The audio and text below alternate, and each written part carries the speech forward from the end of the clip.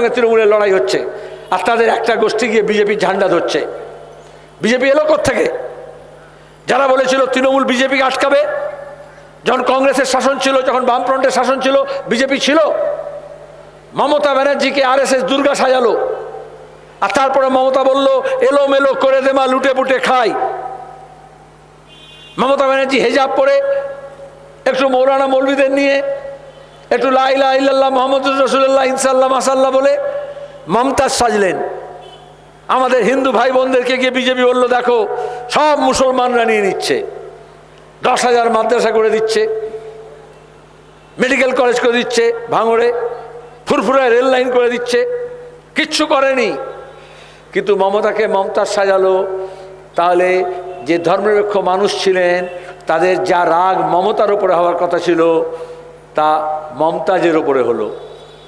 তাহলে মুসলমানদের ওই যে শওকত মোল্লা, ওই যে শাহজাহান, ওই যে কাজল শেখ, ওই যে জাহাঙ্গীর, এরকম কিছু লোকজনকে সামনে রাখলো।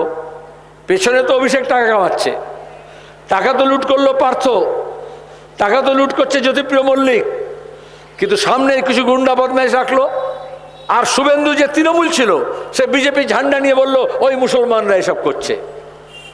আচ্ছা, এই শাহজাহান, এই শওকত মোল্লা সব মুকুল রায় আর অভিষেকের আগে মুকুল রায় আর শুভেন্দু ছিল। তাহলে ওরা নিজের মধ্যে টিম ভাগ করে নিল, তুই হিন্দু আমি মুসলমান হই, তুই বিজেপি আমি তৃণমূল হই। আমাদের রাজ্যকে ভাঙ করলো। লুটটা হতো না এত যদি মানুষ এক কাটটা থাকতো। তাহলে একদিকে মিথ্যা মামলা, হামলা, জেল, জরিমানা, আমাদের দপ্তরগুলোতে হামলা, আর মমতা বললেন দূরবীন দিয়ে সিপিএমকে দেখা যায় না।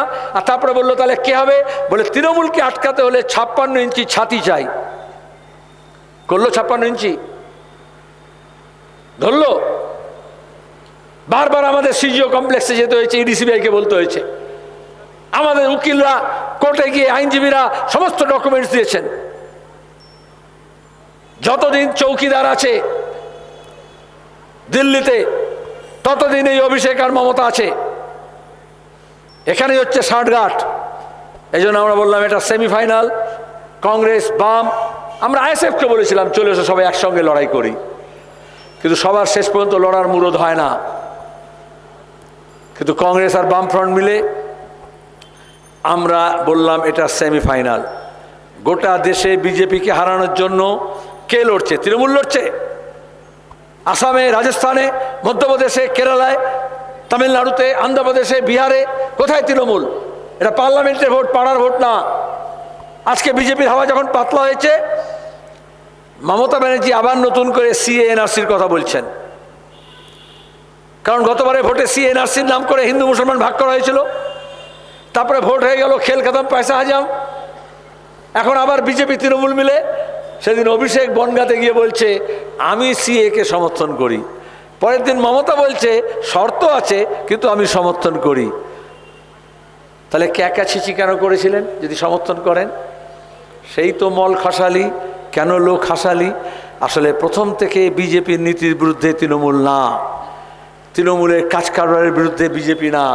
ওরা দুজনে মিলে বাংলার মানুষকে এপ্রিল ফুল করেছে আর নিজেদের লুটটাকে বজায় রাখার চেষ্টা করেছে।